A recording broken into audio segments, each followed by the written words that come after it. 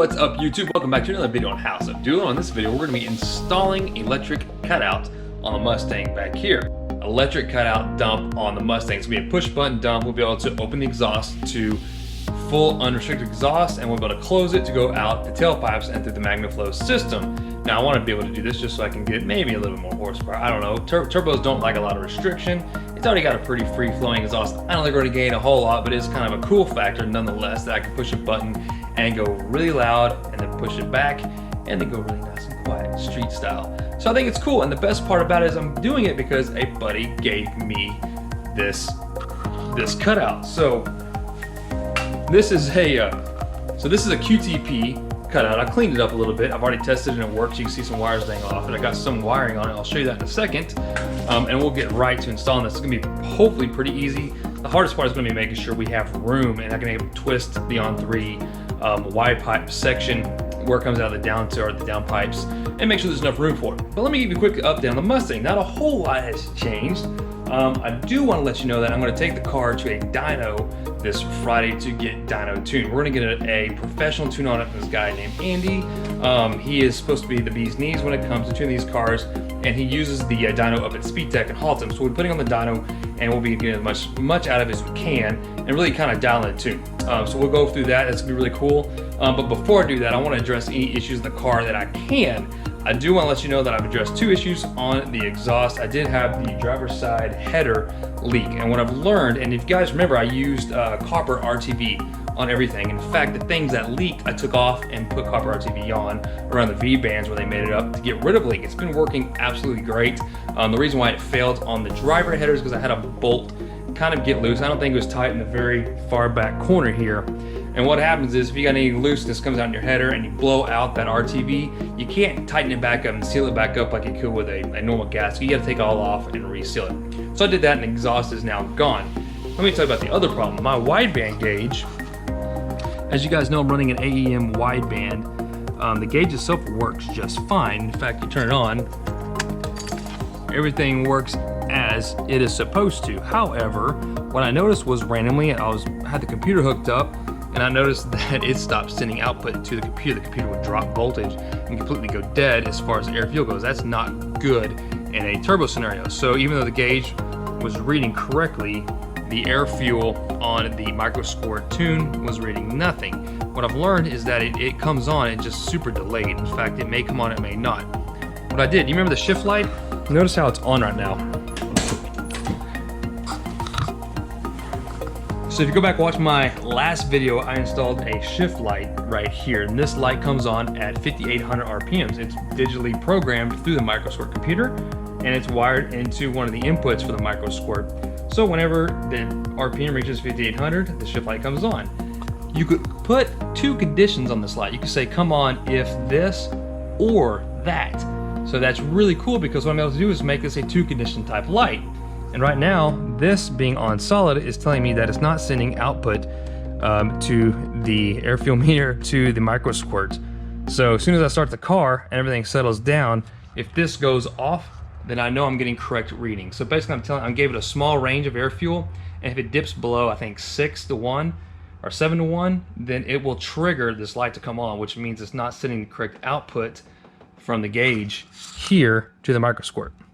Nonetheless, I need to buy another one, but that is really cool. I'm using this as a warning light for my air fuel, not sending output to the computer. I'm also using it as a shift light. Nonetheless, I need to get this replaced. So I do plan on getting this replaced. Everyone has recommended just getting an autometer one. That's what I'll probably do. They have the same digital output that the microsquirt needs. It's a 0 to 5 volt digital output that the microsquirt needs to be able to read the air fuel from the gauge itself. So autometers apparently are break proof, and other folks I've talked to has the same problem with AEM. I actually called AEM and they told me to check the grounds. They told me to check basic things, and what they came conclusion to was that the gauge itself was probably going bad. It had been out of my 1-year manufacturer warranty, so they couldn't do anything about it. So I'm not going to go back with AEM for that single reason alone. The gauge works, it's always reading. The wideband sensor works, it's reading correctly. It's just not sending all the data to the computer that we need, and that's bad. Hey, what's up, Connor? What are you doing, man? Crafting. You crafting? You're out here in my garage taking spare bits and pieces. You got some weather stripping there. You've got some zip ties, some glue, an O-ring. What you got in your hand? I got whatever this is, and I got whatever this is, and a screw. Cool. A flat-headed screw. Cool. I can't talk today. A flat head screw. I can't talk either. I'm running. Bye. All right, man, let's take a look at what we've got here. So this is the QTP Electric exhaust dump that I got for free. You notice I've got it hooked up to a plug right now. This is all just mocked up to really just test it.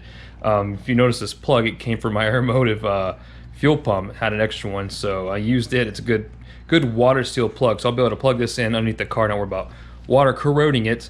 And then I've got this switch. This is a switch I got from Amazon. I'll make sure to post a link to it, but it is a 30 amp switch. And the key about these switches, since they are reverse polarity, basically positive negative turns it one way, reverse the polarity turns it the other way, and that's exactly what this switch does. So this is a 30 amp reverse polarity type switch. You really simply put this on power and this on negative. You push the button one way, it closes, push it the other way, and it opens. So this is real cheap. These obviously come with it, but in this case, I didn't have it. This was given to me for free. So I went ahead and got this off Amazon. This will be wiring in the car. Now this is another QTP piece. This is the dump. So once we get it situated where we want it underneath the car, this will allow me to swivel it, in different locations or different ways, whichever way we want to kind of suits our needs, to get the exhaust from the electric cutout underneath the car and dumped. So yeah, let me show you real quick how this works. I'll just demo this on a battery, and then we'll get to go underneath the car and start installing this thing. All right, welcome to the trunk of the Torino. So we have the electric dump here. I'm going to show you how we're going to hook this up. So basically in the car, we're going to be simply giving it a positive and negative. It doesn't really matter what side is what. And as you flip the switch, you push it one way, it opens. Push back the other way. See? And it closes. So it's a well-made switch. It's nice and clicky. And like I said, it's 30 amps, so it'll have plenty of amp to move this motor. We'll put a fuse on it just to make sure the thing ever arcs out or something. We blow the fuse, not burn the car down. But yeah, let's get underneath the car. Okay, I got the car up on jack stands. You want to make sure obviously you have jack stands on both corners. I've also got one on the back corner here. It's up like this. I'm going to be crawling in on that side of it. But nonetheless, the two front K-member is up on, two corners of the K-member is up on a jack stand. I don't want this thing falling on me, so make sure you do that, of course. Yeah, let me show you guys the pipe real quick before we get too started. Now, I have to admit, I did a lot of this last night, and I had a problem with my GoPro, and I lost all the video footage. So, kind of rushing through it again a little bit, but no fear, easy to understand. Okay, down here on the On3 turbo kit exhaust piping, we have the down pipe that comes off the turbo itself. We have a mid pipe here, and I've shown you guys this before and how this is situated. It's tapered, so as you spin it, it angles the exhaust here on different angles, and I'll show you that in a minute. We may actually have to adjust this. I went ahead and loosened up this pipe here. This is the dump pipe, or this is the cutout pipe, excuse me. So this comes with a plate, and this is how I've been driving it, is with a plate on. And once it's capped, of course, it forces the exhaust out here through your Y pipe and then out to your tailpipe, so out through the MagnaFlow system. So this is where the dump is going to go. It'll go here along this pattern. It matches. This is a 3-inch dump, so it'll install like so. Now we're going to move this, of course. There's a reason why I had this loosened up, but it'll go here, and then we'll hook the connections up, and we'll put the dump out, and then it'll dump out underneath the car and give us the power to control how loud the car is based on how far open this is or closed to be totally quiet. It's going to be pretty cool. So we have to start by loosening up these V-band clamps. I've already gotten this one off and removed. It's removed for a reason that we won't discuss right now. Let's just not mention I broke it. So this has been removed, and this one's been loosened up so that I can take this pipe and swivel it. Because as you can see, the way the floorboard is situated here, there's nowhere to put the component for the dump here. So what we're going to have to do is rotate it. And if I can get it with one hand, we'll rotate it and put it on this side, and then allow me to angle it up towards the transmission and then dump it this way. Now, of course, you want to make sure this is as tucked up as possible. You can see I've already scuffed this pipe, and I had it tucked up as much as I could, but we're going to try to tuck it up more. That way it really gives us ground clearance, and we don't want to hit the motor. But first, I need to find out how I'm going to position this, where I'm going to put it, find the best angle for it, and then, yeah, we'll get right back to you. Okay, so what I've done, I went in and spun this around this way as much as I could. It can go all the way up if we had to, but what you'll notice is the more I spin it, the more my angle is going to be off on the Y pipe here. So I'm going to have to push it and put a lot of force on here. You can see that I've got a gap here. And this is the problem I ran into yesterday. Ended up breaking a V-clamp trying to get this gap closed. So what that means is we're going to have to do some loosening up on the ball joints here and maybe even on the other coupler behind it, just to get this V-clamp to mate up solid. So guys, this is the problem you have. And even time you touch this exhaust or rotate it like I just did, nothing aligns. So we'll have to realign everything. But let me show you what I'm thinking about here. So I want to keep the motor up and away as much as we can. So if I put it right here, this tucks it up, almost touching, we don't want it to touch, but right here. And this will put it up against the tail house of the transmission, and then I can put my dump pointed downward like this. See? So that'll point it down and away from the exhaust, and this will also keep the motor up and away from the ground, because what I don't want to do, and you could flip it in many ways. You can flip it around, you can do this and do that. But you know, the alternative was to do this and actually rotate it up higher. And that would kind of accomplish the same thing, but it actually pits us down a little bit lower. So really, to get the motor angled up, we could flip it, go down with this a little bit, and we'll mate it up like this. What I'm gonna do is I'm gonna loosely just kind of bolt this in, check out its fitment, and then we'll work on fixing this gap right here in the Y pipe. Now make sure you have a gasket. This one already has a gasket on it. It's pretty well stuck on there, so it's not going anywhere. And I'm just going to put a couple bolts in to hold it like that. Okay, so right there looks pretty rad. You can definitely see that it is tucked up pretty good. I do worry a little bit about this right here. I mean, either way you look at this, guys, that's a low spot right up here. So I don't know if I can get this thing up any higher without hitting this, unless I flip it around the other way and angle it and flip it over. But I'm gonna play with it a little bit. I think it's hard to tell how low the car is when it's up like this, but just looking at it, I can see it poke right there, and it may be low. But I'd rather compromise hitting the flange on it, or at least hitting, you know, the aluminum right here versus the motor. So yeah, it's kind of tough, man, because there's only so much adjustments you can do here as far as getting it up, and I definitely don't want to hit the transmission either, since it is right there. So anyways, yeah, I'm going to keep playing with it and show you guys, I guess, whatever I come up with, and we'll go from there. I'll probably have to loosen that up too, change the angle on this. If I can get that piece twisted so that the whole Y pipe assembly and everything comes up a little bit more, that would be cool. Then I can angle this down. Yeah. I learned a thing or two about using V-band clamps, and if I haven't said this before, I'm going to reiterate again. You absolutely have to do this. Trust me, I've gone through so many V-band clamps, over-tightening, stripping the threads, breaking them, and it's because I haven't been using anti-seize. Now, you probably know this already. A lot of you are like, duh, Mike. I learned this about the second one I broke, and every time since I put anti-seize on the threads, and so put a little anti-seize on the threads, don't be scared. And then I go ahead and put some on the clamp itself. Now what this is going to do is keep it from sticking if you ever have to remove it. And also helps the V area slide into place. So it's a good thing. This stuff is something you absolutely have to do. Trust me on this, man. This will save your clamps. And if you're like me, you have to have reasons. Once they're on, you'll find a reason to take them off. You'll be taking them on and off multiple times more than you think. So rub the inside with some anti-seize like this. Put the anti-seize on the bolts, and then you should be good to go. use some gloves in your finger, smear it around in there. Yeah.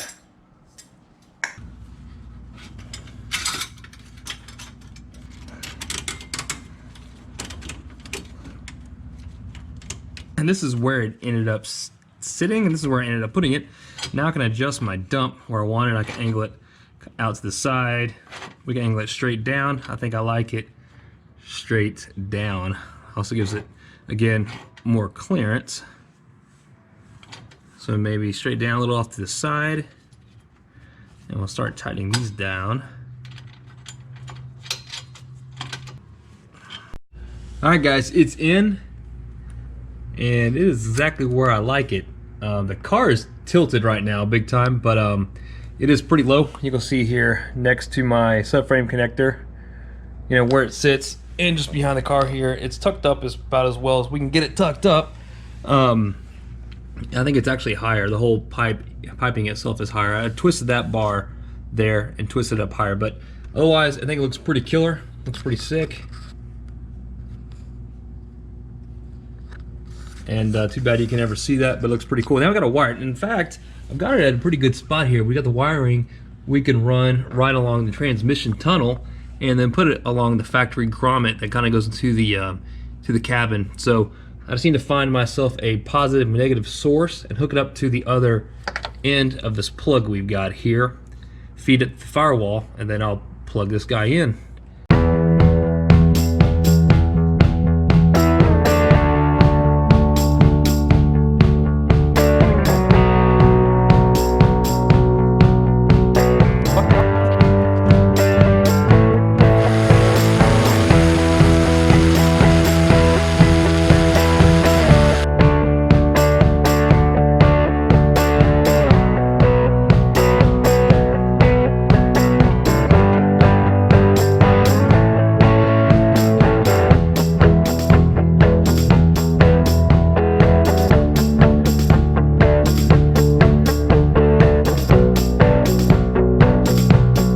Moving on to the interior, I decided to put the switch right here. Now this is a hole that exists already for the, I believe the convertible top. I'm not 100% certain, but the switch we're gonna put in here, all I'm gonna do is just basically make this hole a little bit bigger. One of the cables too, I think is a good spot for the switch. That way it kind of covers that hole that's already there. So what I'm gonna do is make a template for this piece here, draw out on this, and then go ahead and cut it out.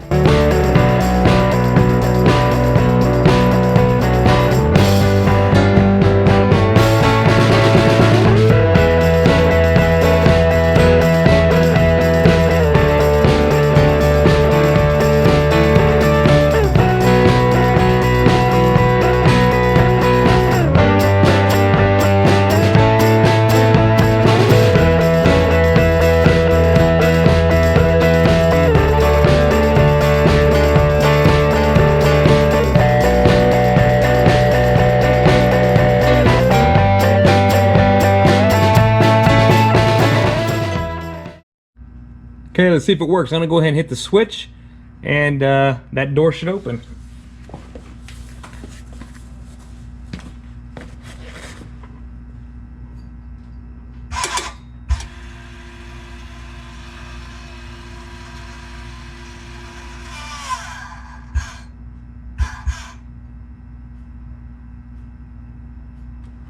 All right, if I hit it again, it should close.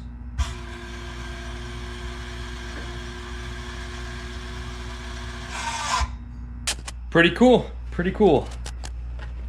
Let's see what it sounds like. You ready? Let's do it. All right, here it goes. So this is closed, it should sound normal.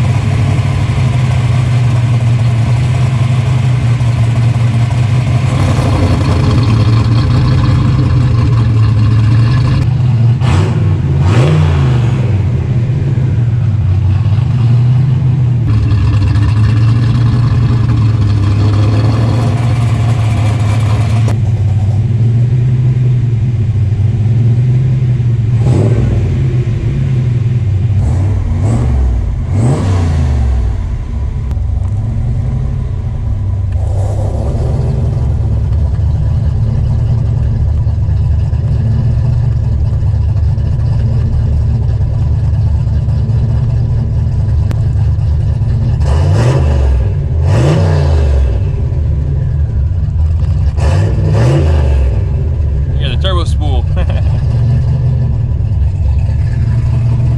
Alright, again, close it.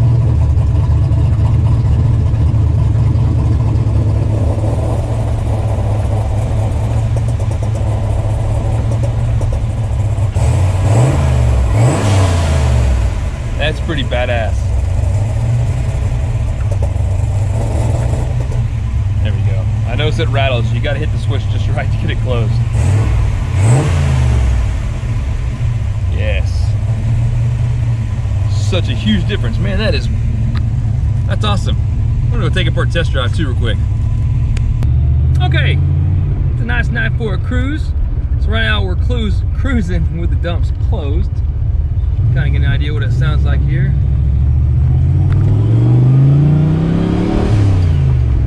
Also doing some data logging because I don't ever go anywhere typically. If I can data log, to go ahead and data log it.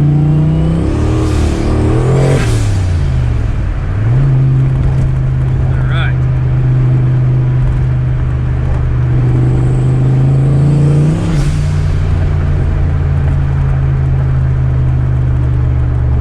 So you can see it's nice and quiet. Sounds normal. Listen to my stereo, whatever. Getting on it is still pretty quiet on the inside.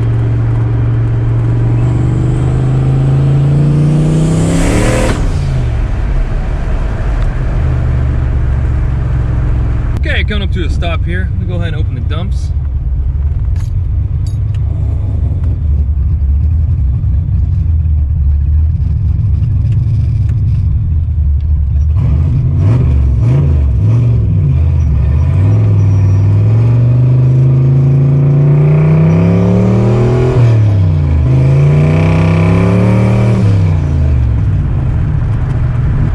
A little bit different, huh? We'll go ahead and close it back up.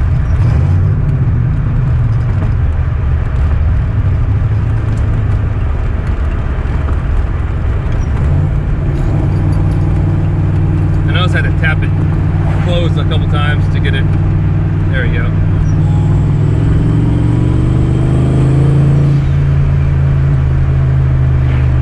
Alright, man, and I just realized I'm not making boost. What happened?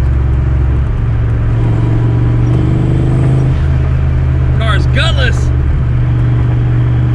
I heard something pop, kind of pop off back there. I think we may have popped the intake tube loose. No boost. I'll go over to a parking lot here. We'll take a look. Actually, I'm pretty close to home. We'll get it home. Pretty sure I popped the intake off.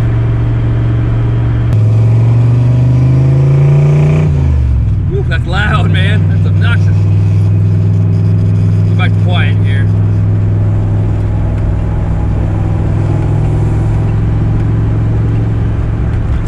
Just like that. Now you rev it.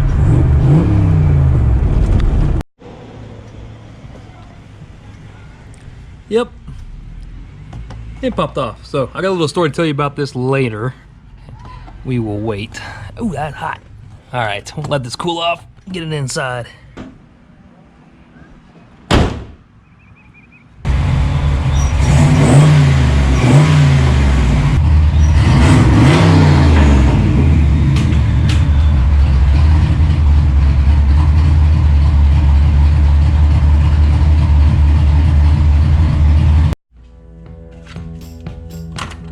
Alright man, so I'm back. Clean off my bench, you can tell here. I can now think again. I can't work when it's as dirty as it was earlier. But anyways, the car's back. The intake tube is blowing off, but it's no big deal. We'll put it back on. Glad it wasn't anything catastrophic. So what you don't know is I'm driving the car after it was dynoed and tuned, which is the next video.